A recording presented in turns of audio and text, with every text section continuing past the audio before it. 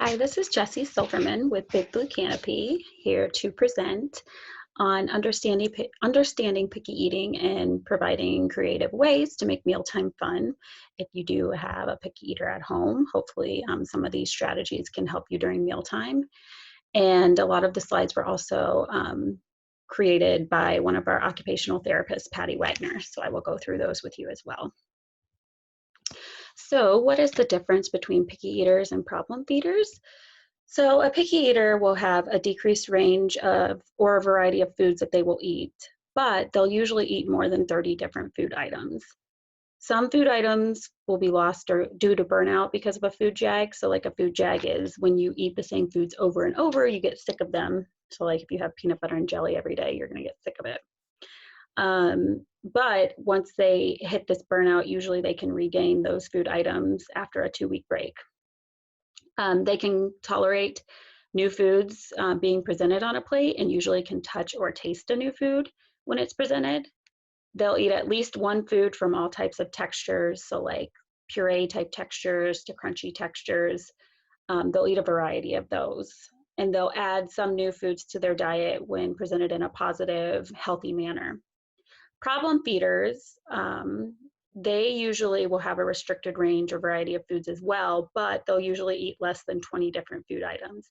And the 20 food items that they will eat usually are foods that are not as nutritious. So like mac and cheese, breads, chicken nuggets, versus like grilled chicken, vegetables, fruits. Foods that are lost due to those food jags, so like eating the same foods over and over, are usually not reinstated after a period of time, unlike the picky eaters where, after a couple weeks going back to it, they'll try it again. And children will often cry or have meltdowns with the presentation of new foods and flat out refuse to try them or even willing to sit at the table when you're trying to push these new foods. And our problem feeders will often refuse entire categories of foods and textures. So they'll eat just purees or just crunchy foods. They won't eat a mixture. What are some of the reasons why your child may be refusing to eat? So it could be pain, so like a history of reflux, GERD, GI issues. It could be discomfort or malaise, like allergies, fatigue, or nausea. There could be oral motor or swallowing deficits, so like aspiration, where food and liquids are going to the lungs instead of properly being swallowed and sent to the esophagus. There could be oral motor weakness with their chewing, so they're having trouble chewing meats completely, or chewing apples, or chewing carrots. They're feeling that fatigue, and sometimes you'll see where these kids will spit foods out that they can't chew properly to prepare for that swallow. Sensory processing problems would include like hypersensitivity to taste, smells, or textures.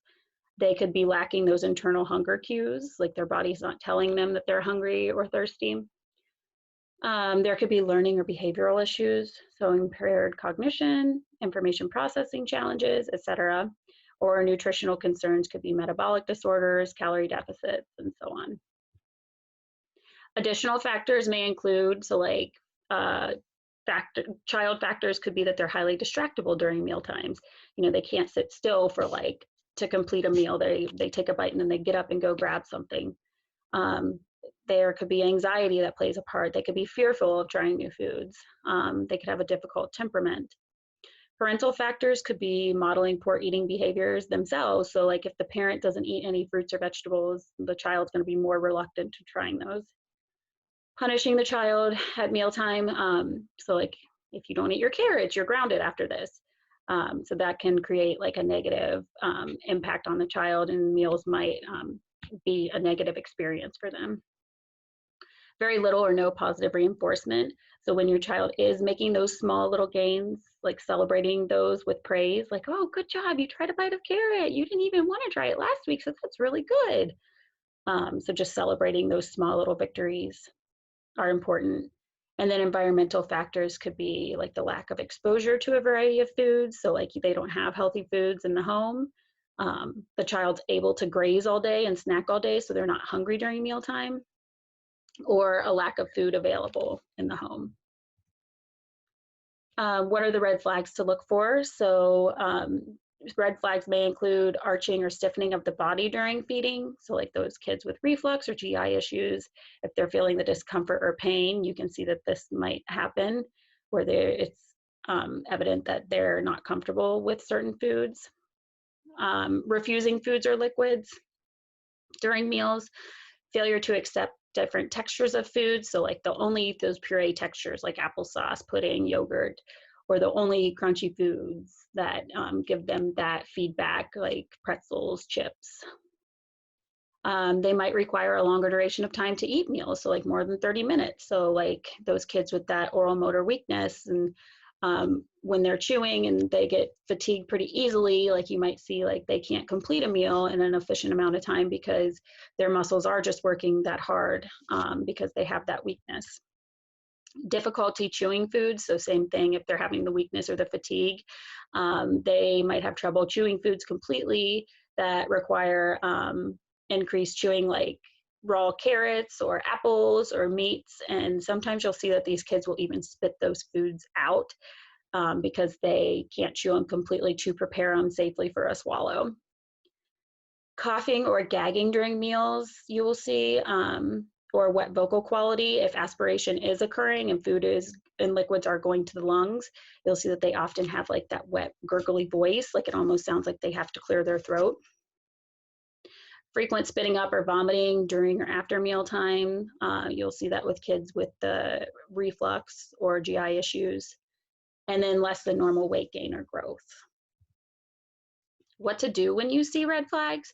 If your child is exhibiting characteristics of a feeding disorder, it's medically necessary to contact your pediatrician. Your child may be referred to a speech language pathologist or an occupational therapist with specialized training in treating children with feeding and swallowing disorders. At Big Blue Canopy, we have intensive specialized training to address your child's sensory and oral motor feeding challenges. So if your child is a picky eater, here are some creative ways to make mealtime fun for them. So presenting food in a new, fun, creative way. So like you'll see over here, they have a cute little dog with a bowl of his food with little bones. Looks like they have all fruit items, banana and pineapple, and looks like oatmeal. So instead of saying like, oh, take a bite of the banana, you could say, oh, let's try his tail. Let's see if his tail tastes good. Or like, oh, let's take a bite of the dog food instead of like, take a bite of the banana or eat the oatmeal. Over here, there's a fun little plate with a smiley face. So instead of saying eat the carrot, you could say, oh, let's try his eyeball. Are you gonna eat his eyeball? Oh my goodness, let's see how it tastes, where it's more fun and not just take a bite of the carrot, take a bite of the peas. You can explore scratch and sniff books with various food items. So just giving them that exposure, like, oh, let's see how it smells. It smells good. Maybe we could try that sometime. There's dinner winner reward plates that you could use that could be motivating for your child to take bites of new or non-preferred food items. So you put the food items in, like, it almost looks like a game board, and you can start small to begin with, like 2 items, and then the third spot will be something they like. So like 2 non-preferred, 1 preferred, and then work your way up to filling the entire board of non-preferred, and then the finished spot would be like a treat or something they prefer. You can use food picks for the child to stick into non-preferred food items they're willing to try. So you see up here, they've got cute little animals and different little like shapes. You can have the child be responsible, like, okay, you pick 5 and I'll pick 5 that you can try. And they will feel that sense of control and ownership. Like, okay, well, I picked these 5 bites, so I'm more willing to try those versus like mom telling me what I have to eat. So they have like a sense of control and ownership with using these. You can include your child in the trip to the grocery store and allow them to help pick out foods that they would like to try. So once again, giving them that sense of control, like, oh yeah, this is the apple you picked at the store the other day. Like, let's try it for lunch tomorrow. So the child might be more open to trying foods that they picked out.